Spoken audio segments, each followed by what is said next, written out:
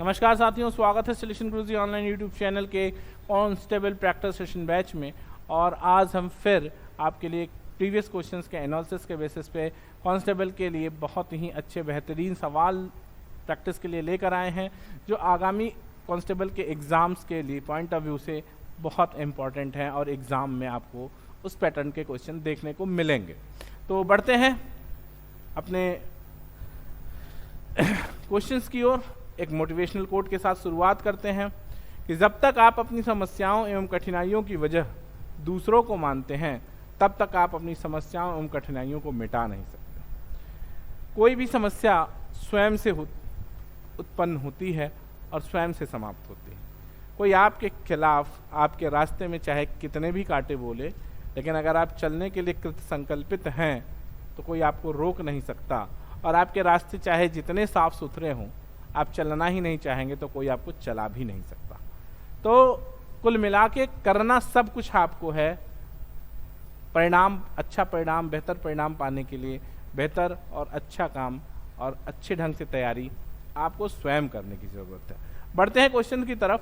पहला क्वेश्चन ध्यान दीजिएगा, कह रहे हैं कि समान आयतन वाले दो बेलनों की ऊंचाइयां एक संबंधे 3 के अनुपात में है। इनकी त्रिज्याओं का अनुपात क्या है? परीक्षाओं नहीं है, ध्यान से लिख दीजिएगा।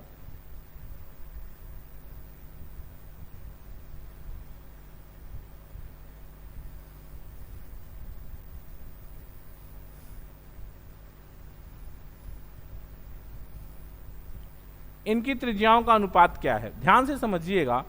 दो बेलनों का आयतन V1 और V2 है, ठीक है। कह रहे हैं एक संबंधित 3 का अनुपात है, यानी आप ये कह सकते हैं कि V1/V2 इज इक्वल टू 1/3।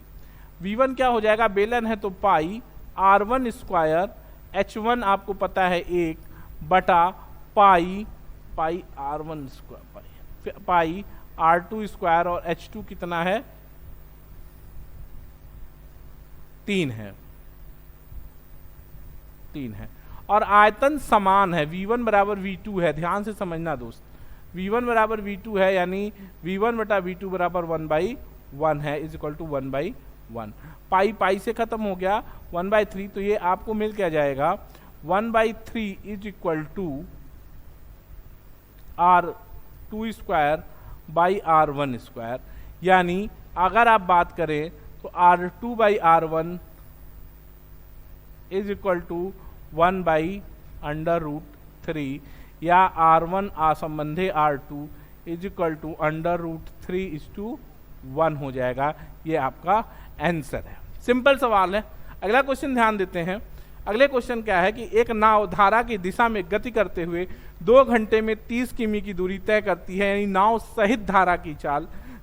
धारा सहित नाव की चाल कितनी हो जाएगी? चाल बराबर दूरी बटा समय, यानी 30/2 यानी 15 हो जाएगा। ध्यान से समझिएगा, यानी x प्लस वाई, अगर x नाव की चाल और y धारा की चाल है तो x प्लस वाई बराबर 15, और x माइनस वाई बराबर कह रहे हैं कि 6 घंटे लगते हैं वापसी में इसी दूरी को तय करने में। वापस कैसे? अगर जा रहा है धारा की दिशा में तो वापसी कैसे होगी? धारा के विपरीत होगी, और यही धारा के विपरीत 30 किलोमीटर जाने में उसको 6 घंटे लगते हैं, यानी आंसर ये अब 5 हो जाएगा।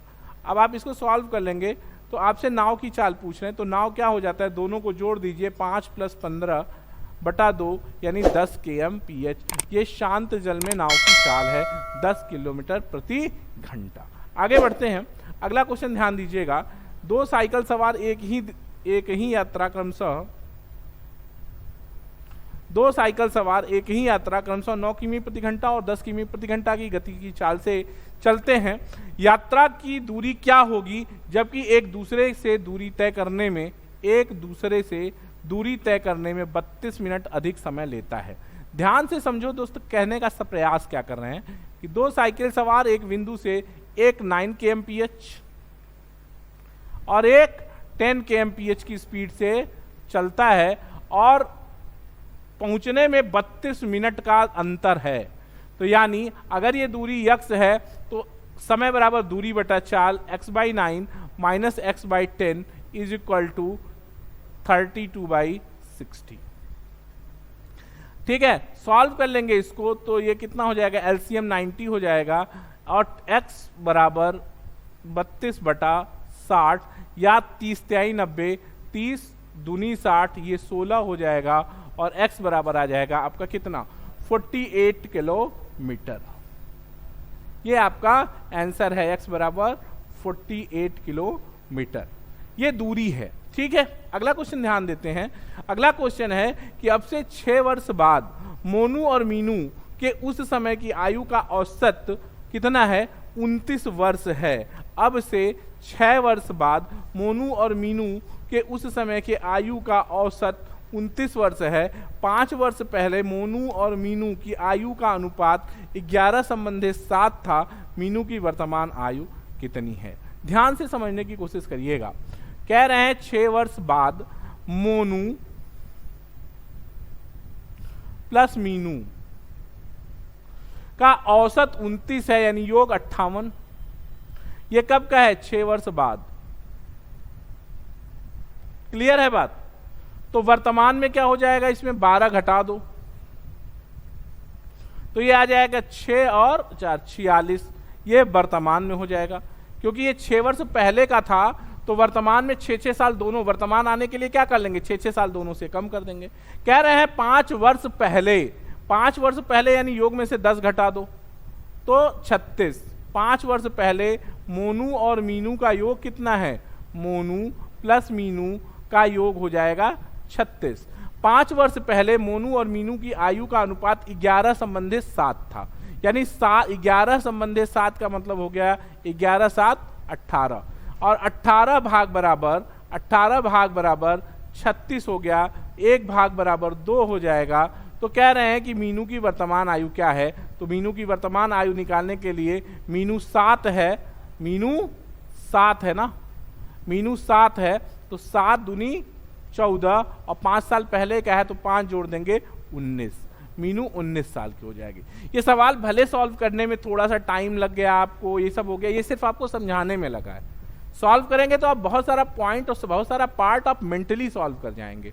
बात को समझो, क्या कह रहे हैं फिर से समझ लेते हैं। 6 वर्ष बाद यानी आज से 6 वर्ष बाद मोनू और मीनू, अगर आज मोनू प्लस मीनू की 6 वर्ष बाद औसत 29 है तो योग 58 होगा, ये 6 वर्ष बाद होगा।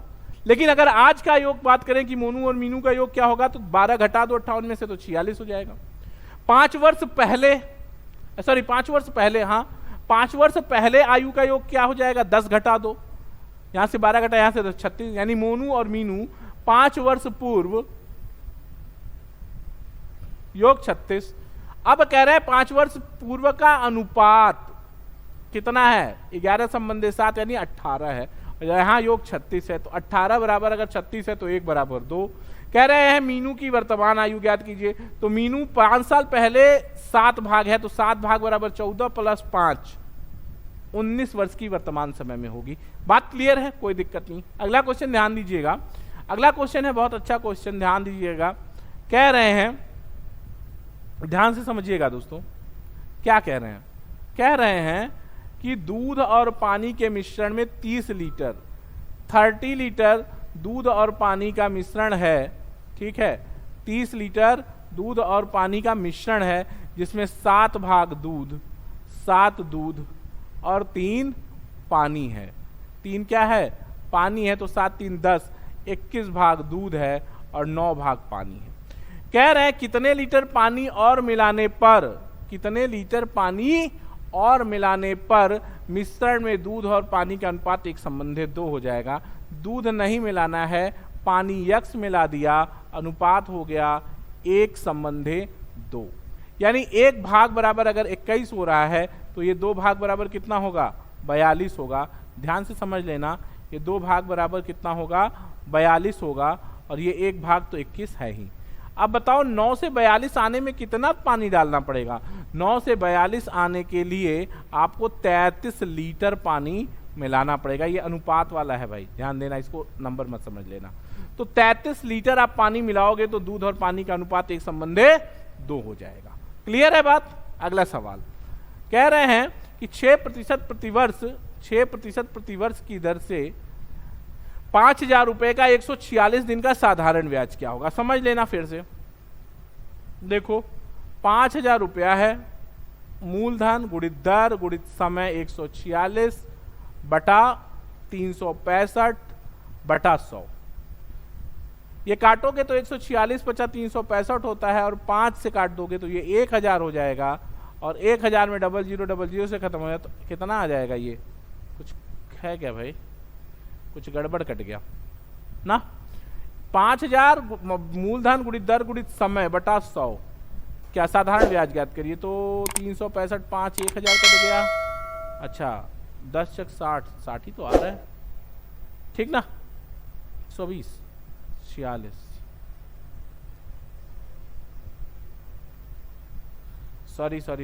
सॉरी गड़बड़ हो गया। 146 से ये 5 बार नहीं कटेगा। एक मिनट कैलकुलेशन गड़बड़ हो गया, फिर से देख लेते हैं। 73 दुना होता है ना, सॉरी, ठीक है, हाँ आ जाएगा। 5,000 गुणित 6 गुणित 146 बटा 365 बटा 100। ध्यान देना 73 से काटोगे तो 73 दूना 46, 73 पचे 365, और 5 से ये 1000 कटेगा, 1000 से 00 खत्म हो जाएगा, 60 दूना 120। ये आपका आंसर हो जाएगा। ठीक है, कोई तकलीफ नहीं, यहां तक कर लेंगे, कोई दिक्कत? आगे बढ़ते हैं। अगला क्वेश्चन ध्यान दीजिएगा।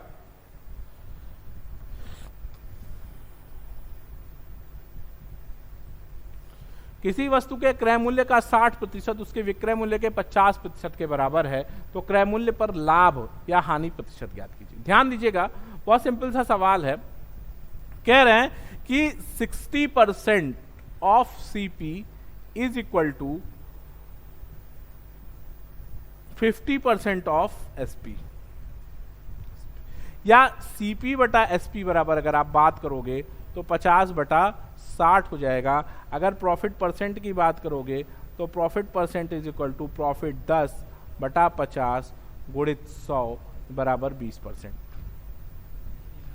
20% का लाभ होगा। ठीक है, अगला क्वेश्चन ध्यान देना। अगला क्वेश्चन है कि किसी वस्तु के क्रय मूल्य और विक्रय मूल्य का अंतर 210 है। किसी वस्तु के क्रय मूल्य और विक्रय मूल्य का अंतर 210 है, लाभ प्रतिशत 25% हो तो वस्तु का विक्रय मूल्य ज्ञात कीजिए। तो अगर 25% बराबर 210, ये क्या है? 25% का लाभ है। लाभ क्या होता है? विक्रय मूल्य और क्रय मूल्य का अंतर होता है, और विक्रय मूल्य और क्रय मूल्य का अंतर 210 पता है, यानी ये 25% 210 है, और यही लाभ है, कोई दिक्कत नहीं। तो 100% सीपी कितना हो जाएगा? सीपी 100%, सीपी निकालना विक्रय मूल्य।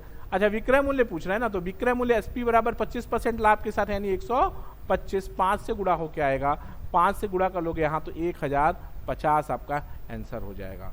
सी 1050, कोई दिक्कत नहीं, यहाँ तक कर लेंगे, कोई समस्या नहीं।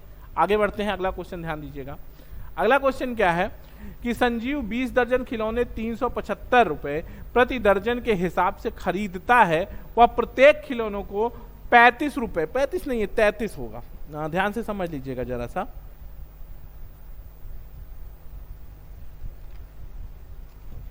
एक मिनट, हाँ 33, ये मिस टाइप हो गया है, टाइपिंग मिस्टेक है, यहाँ पे एरर है, इसको 33 कर लीजिएगा। कह रहे हैं कि संजीव 20 दर्जन खिलौने 375 रुपए प्रति दर्जन, यानी 12 खिलौने खरीद रहा है वो 375 में। ठीक है, ये क्या है दोस्त? सीपी है। एसपी क्या होगा?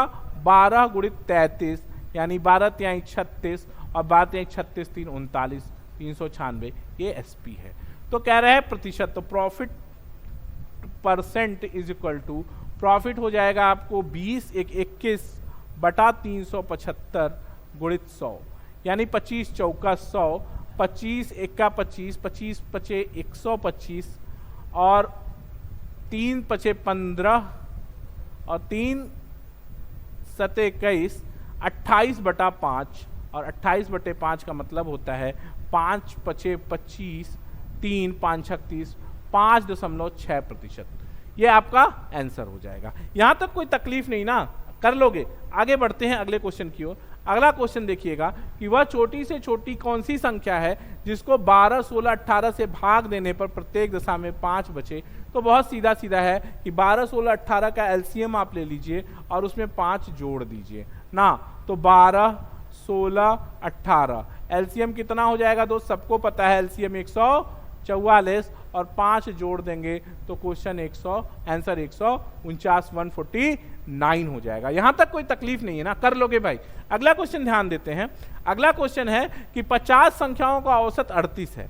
50 संख्याओं का औसत 38 है, इसमें से दो संख्याओं 45 और 55 को छोड़ दिया जाए तो उसे संख्याओं का शेष संख्याओं का औसत क्या होगा। ध्यान देना जरा सा, ये शेष होगा, शेष संख्याओं का औसत क्या होगा। तो देखो यार 50 संख्याएं तो योग कितना हो गया, 50 गुणित 38 बराबर 1900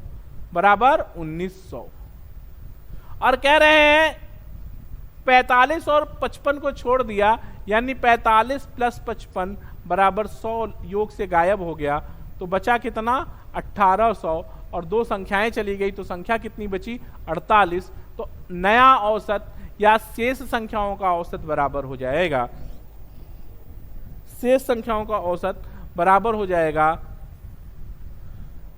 1800 बटे 48। सॉल्व कर लेंगे इसको तो 37.5 आएगा। कर लेना, कोई दिक्कत नहीं, आसान सवाल।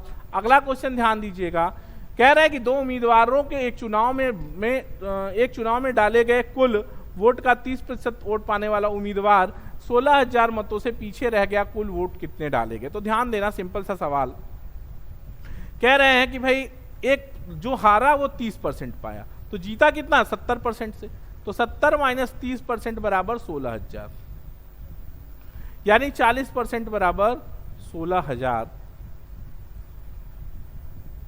जीरो। तो क्या कह रहे हैं, टोटल वोट आप गुणा कर लो, 100% बराबर, अगर 40% बराबर 1600 है तो 16 दूना 32, ये 40,000 आ जाएगा, 40,000। ठीक है, कोई दिक्कत नहीं। अगला क्वेश्चन ध्यान दीजिएगा, कह रहे हैं कि जब दो वस्तुओं को 396 में बेचा गया, ध्यान देना, कह रहे हैं कि जब दो वस्तुओं को 396 में बेचा गया तो उस पर P% लाभ प्राप्त हुआ। जब किसी वस्तु को 841 में बेचा गया तो P प्लस 25% लाभ प्राप्त हुआ, P का मान क्या है। बहुत सिंपल समझ लेना दोस्त, कि क्या मतलब है इसका। 841 में बेच रहे हो और 6 तो कितना मिल रहा है P% प्रॉफिट, और जब आप नहीं P प्लस 25% और P% मिल रहा है कब, जब बेच रहे हो 696 में। तो अंतर कितना हो गया, 11 में से 6 गया 5, 13 में से 9 गया 4 और ये कितना 145 हो गया। इसका मतलब ये है कि 25% बराबर 145। ठीक है, तो CP निकाल लो, यानी 100% निकाल लो। तो CP 100% इज इक्वल टू, यही CP है, CP 100% इज इक्वल टू 4 से करोगे तो 4 पंजे 20 की 0 हासिल 2 और 4 चौके 16 2 18 1 और 4 का 4 और 1 580। ये हो गया 580, ये आपका CP आ गया। और बेचा कितने में था 696 में, तो SP कितना है, SP है इसमें 696, तो यहां से अंतर निकलेगा प्रॉफिट का। तो प्रॉफिट कितना निकलेगा, 20 इधर और 96 उधर, 116। तो profit percent is equal to profit 116 बटा 580 गुणित 100, 16 पचे 80 5 और ये कितना हो गया 20% का प्रॉफिट आ गया। फिर से समझ लो, कह रहे हैं कि जब किसी वस्तु को 696 में बेचा जाता है तो P% का प्रॉफिट है, जब 841 में बेचा जाता है तो P% प्लस 25% का प्रॉफिट होता है। घटा दिया तो ये 45% किसके बराबर हो गया 25% के, और 25% बराबर अगर 145 है, ये 145 25% के बराबर हो गया, तो 25% बराबर है 145 के, तो 100% बराबर 580, और ये 580 क्या है CP है और SP 696 यानी प्रॉफिट 116। तो profit percent is equal to profit upon CP into 100 20%। कोई दिक्कत नहीं, कर लोगे। ठीक है, तो सिलेक्शन गुरुजी में प्रैक्टिस सेशन बैच में आज इतना ही। कल फिर मुलाकात होगी आपसे कुछ बेहतरीन शानदार सवालों के साथ इस प्रैक्टिस सेशन बैच में। UPP की भी कांस्टेबल की वैकेंसी बहुत जल्द आने वाली है, तो एकदम मन से लग जाइए और तैयारी करिए मन से, ताकि सिलेक्शन निश्चित रूप से हो पाए। और इन्हीं शुभकामनाओं के साथ कल फिर मुलाकात होगी आपसे इसी चैनल पर इसी समय। तब तक देखते रहिए सिलेक्शन गुरुजी। जय हिंद, जय भारत।